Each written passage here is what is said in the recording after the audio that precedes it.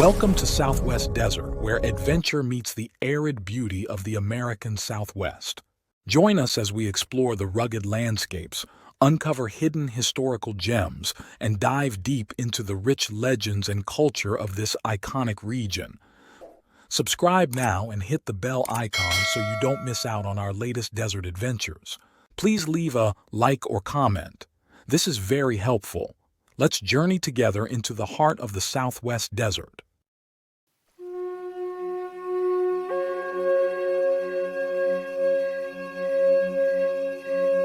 What if the story of one of the American West's most remarkable frontiersmen, a skilled scout, a trusted guide for the U.S. military, and the man who sparked one of Arizona's greatest gold rushes and gold camps, began with a name that sounds like it belonged to a woman?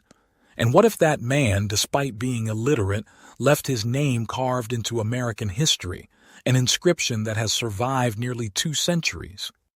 This is the extraordinary tale of Pauline Weaver, a man whose life defied the conventional narratives of Western expansion. Born with mixed heritage in 1800, he traversed a changing America with a foot in 2 worlds during one of the most transformative periods in the nation's history. From Tennessee to the Pacific Northwest, from military expeditions to gold discoveries that would transform territories, Pauline Weaver's journey is not just the story of one remarkable man. It's the story of America itself, told through the experiences of someone who lived at the margins of multiple cultures. The year was 1832, when a small party of travelers approached the ancient and mysterious Casa Grande ruins, in what would later become Arizona. One of the men stepped forward and, with the help of a literate companion, left his mark. Pauline Weaver was here, 1832. That inscription, still visible today, stands as one of the earliest written records of European-American presence in the region. Pauline Weaver was born in Tennessee in 1800, the son of a white father and a Native American mother who was herself the daughter of a chief. His mother named him Paulino, which gradually evolved into Pauline through usage, a name that, while seemingly unusual for a rugged frontiersman, was actually relatively common among individuals of mixed ancestry during this period. What makes Weaver's story so compelling isn't just his name, but how he managed to navigate between worlds during a time of immense cultural conflict and territorial expansion. Weaver represented a fascinating paradox in American frontier history. Born with a foot in 2 worlds, European and Native American, he became instrumental in the westward expansion that would ultimately displace many indigenous peoples. Yet his own heritage and close relationships with Native communities made him uniquely positioned as a bridge between these colliding worlds.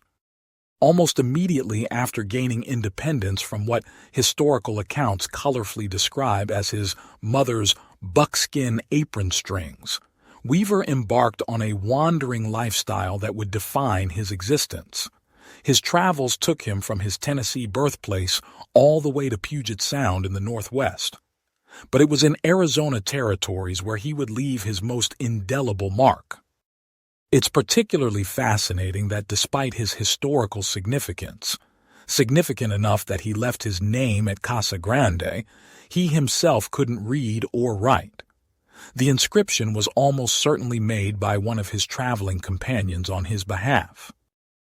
By 1847, Weaver's reputation as a skilled guide had reached military circles. General Stephen W. Kearny recruited him for his frontier expertise during a critical period of American territorial expansion. Weaver's most significant military contribution came when he guided the Mormon Battalion on their journey from New Mexico territories to California, a treacherous route through largely unmapped terrain. For his services, he received substantial compensation in the form of a land grant near present-day Banning, California. But farming would prove a poor fit for a man of Weaver's temperament. Men of the frontier often struggled with settlement. They were creatures of movement, of open spaces. The constraints of agricultural life, the routine, the boundaries, were antithetical to everything that defined them. Weaver was no exception. The moment he tried to settle down, he felt the pull of the wilderness calling him back. And back he went, abandoning his California land grant to return to his beloved Arizona territories. Like other mountain men of his era, Weaver equipped himself with the tools essential for wilderness survival. A long-barreled, muzzle-loading flintlock rifle, later upgrading to more modern percussion cap firearms, and a Bowie-style knife that served multiple purposes from skinning game to eating. But unlike most frontiersmen of his day, who formed groups for mutual protection against the dangers of the wilderness, Weaver exhibited a strong preference for solitary travel. This independent streak made him something of an anomaly, though he shared this trait with another famous frontiersman, Bill Williams. Both men seemed to prefer the company of nature and occasional Native American companions to the settlements of their own society. However, there was one significant exception to Weaver's solitary habits, an expedition that would change the course of Arizona history. In the early 1860s, following modest gold discoveries at La Paz, Weaver assembled a diverse party including Major A.H. Peoples, Jack Swilling, who would later found Phoenix, several other white settlers, and a contingent of Mexican assistants. Dissatisfied with the limited findings at La Paz, the group continued their prospecting journey through harsh desert landscapes toward the Bradshaw Mountains. What's remarkable about this expedition is how chance played such a pivotal role. The group was actually tracking missing horses when they stumbled upon one of the richest gold deposits in Arizona history, a perfect example of how many of the West's most significant discoveries happened not through methodical exploration but through serendipity. Join my Patreon community and discover my art print products on my website in the links provided in my description and link above. Also, if you would like a particular image from my videos, give the timestamp for image, and I will upload it to my website and Patreon. Thank you. The expedition had established a strategically located base camp near a crucial water source that Weaver had located, a stream they named Weaver Creek in his honor. The broader area became known as Antelope Valley, after they successfully hunted several antelope that provided much-needed provisions.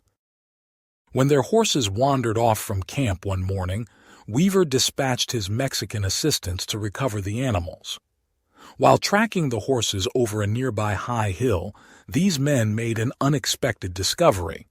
They found what they called chispas, gold nuggets the size of pebbles, scattered across the terrain. They returned to camp with both the recovered horses and a handful of gold specimens. Major Peoples, part of Weaver's expedition, was so excited by this discovery that historical accounts note he rushed to investigate without even waiting for breakfast. Peoples personally collected $7,000 worth of gold, an enormous sum for the era, before returning to camp. The party quickly harvested the accessible surface deposits before word of their discovery could spread. But spread it did. News of the gold discovery triggered an immediate and massive influx of prospectors.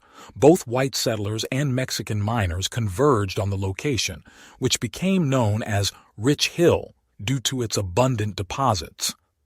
The rapidly developing settlement underwent sequential name changes reflecting its growth. Initially called Weaver Camp in honor of the expedition's guide, it evolved into the more established Weaverville as its population increased and finally simplified to Weaver as its permanent designation.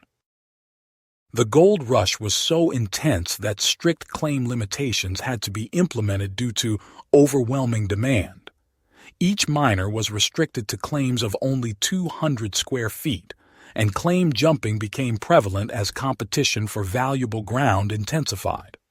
Before the placer deposits were depleted, the area yielded approximately $1 million in gold, again, an astronomical sum for the 1860s.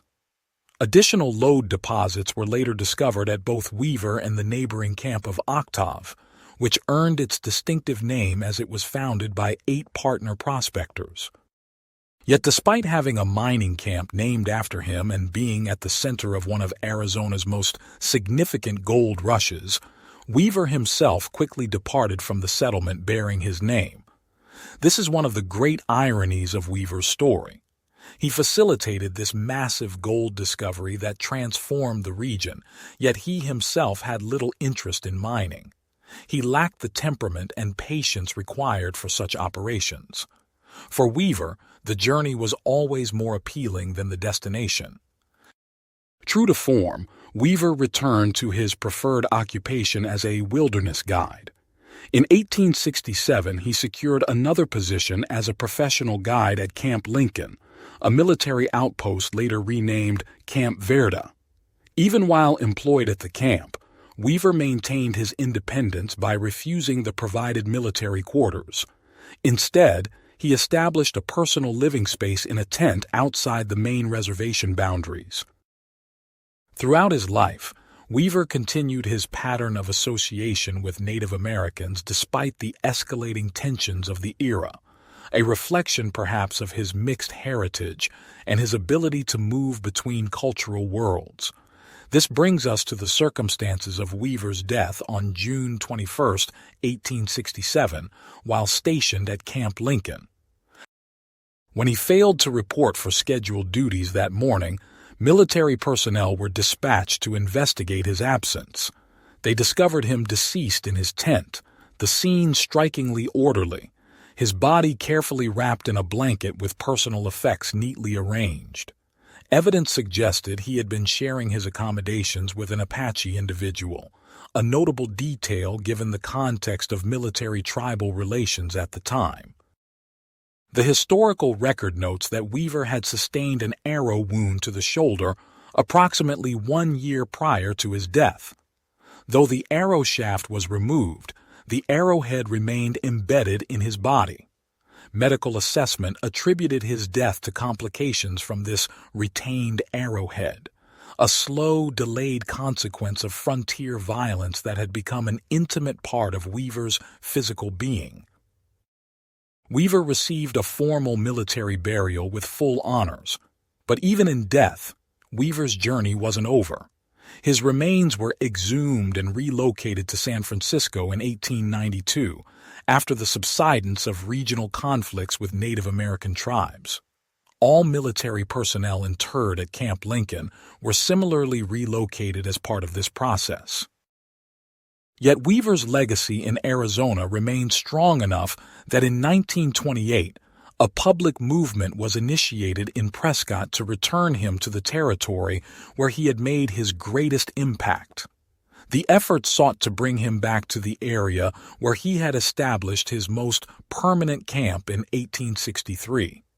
His final resting place was established on the grounds of the Charlotte Hall Museum in Prescott, marked with a significant commemorative monument, a large stone base supporting a bronze memorial plaque with the inscription, "Pauline Weaver, truly a great man." Thank you for joining your desert frontiersman Alan for another Southwest Gold story. Check out my large catalog of Southwest videos and playlists on historical tales, legends, lost gold stories, and adult bedtime stories. If you would like a certain image from my videos, tell me in comments and give timestamp. Happy trails!